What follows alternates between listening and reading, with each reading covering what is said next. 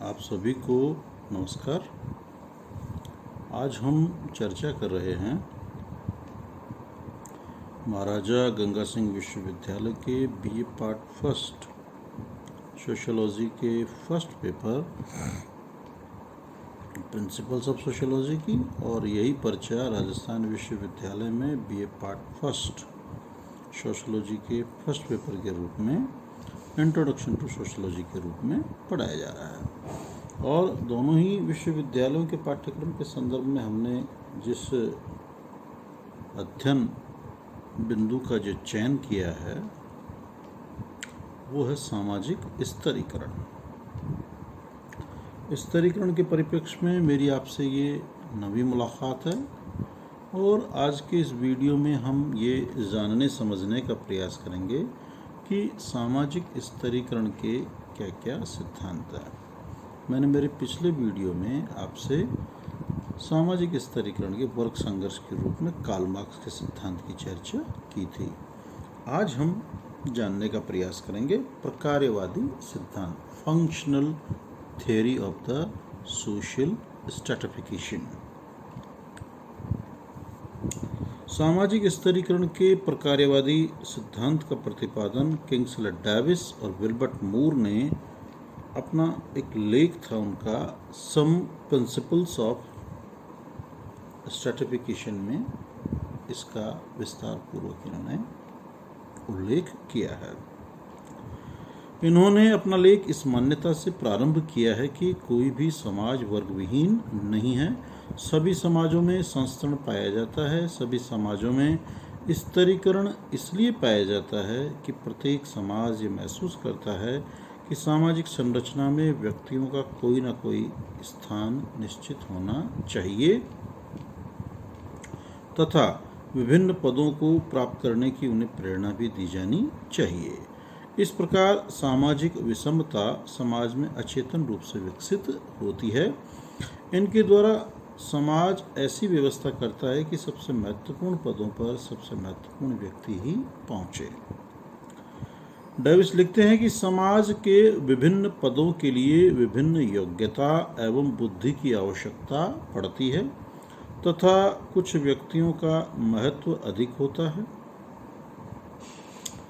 जो पद अधिक सामाजिक दृष्टि से अधिक महत्वपूर्ण होते हैं, ऐसे पदों के लिए अधिक पुरस्कार की व्यवस्था की जाती है। महत्वपूर्ण कार्यों को करने के लिए विशेष प्रतिभा एवं प्रशिक्षण की आवश्यकता होती है। कुछ प्रशिक्षण कठिन और खर्चीले होते हैं, अतः उन्हें सभी व्यक्ति प्राप्त नहीं कर सकते।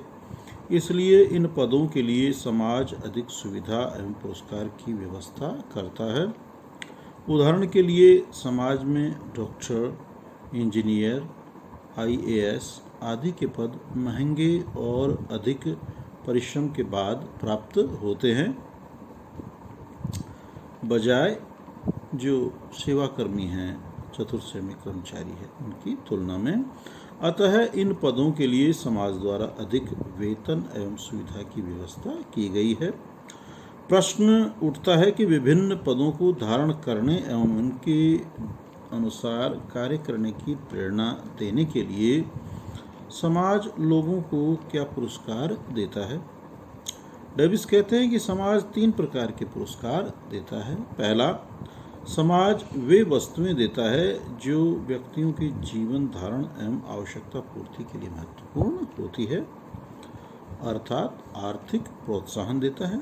दूसरा है, समाज मन, बहलाव तथा सौंदर्य तथा बोधात्मक प्रकृति की वस्तुएं प्रदान करता है।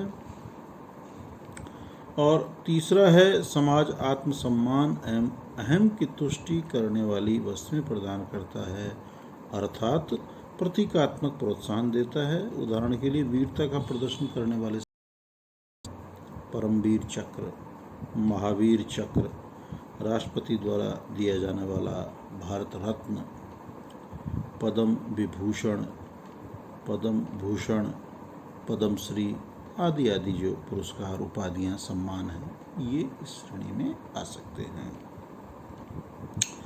इस प्रकार जब समाज में कुछ लोगों को अधिक पुरस्कार एवं सुविधाएं प्रदान की जाती है और कुछ को कम, तो समाज में स्वतः ही स्तरीकरण पैदा हो जाता है।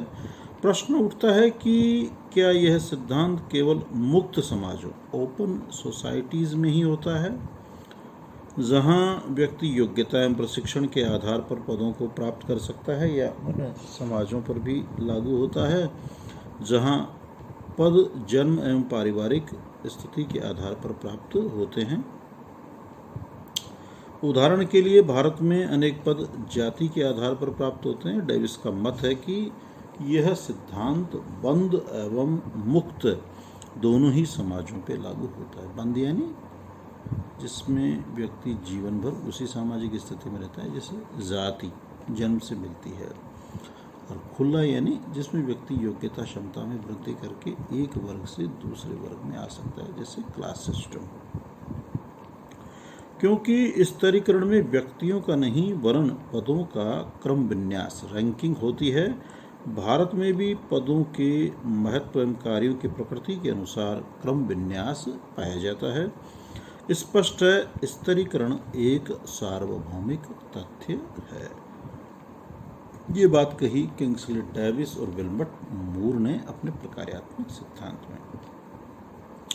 लेकिन प्रकारांतर में किंग्सले डेविस और विल्बर्ट मूर के इस सिद्धांत की समाज विद्वानों ने आलोचना की, और उनके द्वारा दी हुई आलोचनाएं इस प्रकार से है।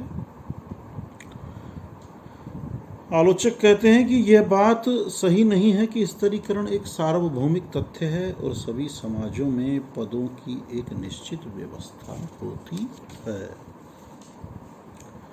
दूसरी आलोचना इस सिद्धांत की यह की जाती है कि प्रकार्यवादियों द्वारा प्रयुक्त सर्वाधिक महत्वपूर्ण स्थितियां और सर्वाधिक योग्य व्यक्तियों दोनों ही शब्दावलियां स्पष्ट नहीं हैं। समाज में सभी पद एवं व्यक्ति अपने स्थान पर महत्वपूर्ण हैं, क्योंकि समाज को सभी प्रकार के कार्यों की आवश्यकता होती है, चाहे से वे जुलाहा का काम हो, हरिजन का काम हो, चपरासी का कार्य हो, कलेक्टर का कार्य हो, प्रबंधक का कार्य हो, सब के काम महत्वपूर्ण हैं। फिर ये कहना सही नहीं है कि महत्वपूर्ण पदों पर योग्य व्यक्ति ही पहुंचते हैं। कई बार अयोग्य व्यक्ति भी घूस एवं सिफारिश के द्वारा महत्वपूर्ण पदों पर पहुंच जाते हैं, और कई बार यह व्यक्तियों की रुचि पर भी निर्भर करता है कि वे महत्वपूर्ण परिस्थितियां ग्रहण करें या नहीं। इसकी अगली आलोचना यह है साथियों कि यह सिद्धांत व्यक्तियों के पदों की अवधारणा पर आधारित है, न कि सामाजिक समूह एवं वर्ग पर। नेक्स्ट आलोचना है कि यह सिद्धांत सामाजिक स्तरीकरण के विभिन्न प्रकारों और एक प्रकार से दूसरे प्रकार में परिवर्तन की प्रक्रिया का भी विवरण प्रस्तुत नहीं करता, केवल उन्हें स्वीकार मात्र करता है। और अंतिम आलोचना है कि यह सिद्धांत सामाजिक स्तरीकरण और राजनीतिक संघर्ष के बीच के संबंधों पर प्रकाश नहीं डालता। बॉटमोर द्वारा प्रस्तुत उक्त आलोचनाएं महत्वपूर्ण हैं, परंतु फिर भी उसकी इस आलोचना को स्वीकार नहीं किया जा सकता कि स्तरीकरण सार्वभौमिक नहीं है। यानी स्तरीकरण बहुत सामान्य शब्दों में कहें तो सभी समाजों में किसी न किसी रूप में देखने समझने को हमें मिलता है। ये बॉटमोर ने एक बहुत ही महत्वपूर्ण तथ्य समाज को दिया। आज हमने किंग्सले डेविस और विल्बर्ट मूर का प्रकार्यात्मक सिद्धांत समझा। मुझे पूर्ण आशा और उम्मीद है आपने इस विचार यात्रा में मेरे साथ यात्रा की है और आपको अवश्य ही अच्छा लगा होगा।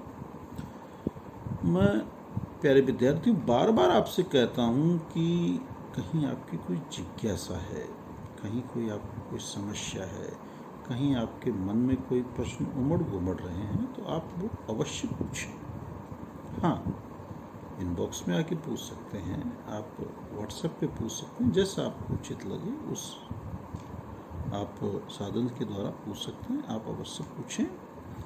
और ये जो महाविद्यालय के द्वारा आपको जो वीडियोस मिल रहे हैं, इन्हें आप अपने अन्य साथियों तक भी पहुंचाएं।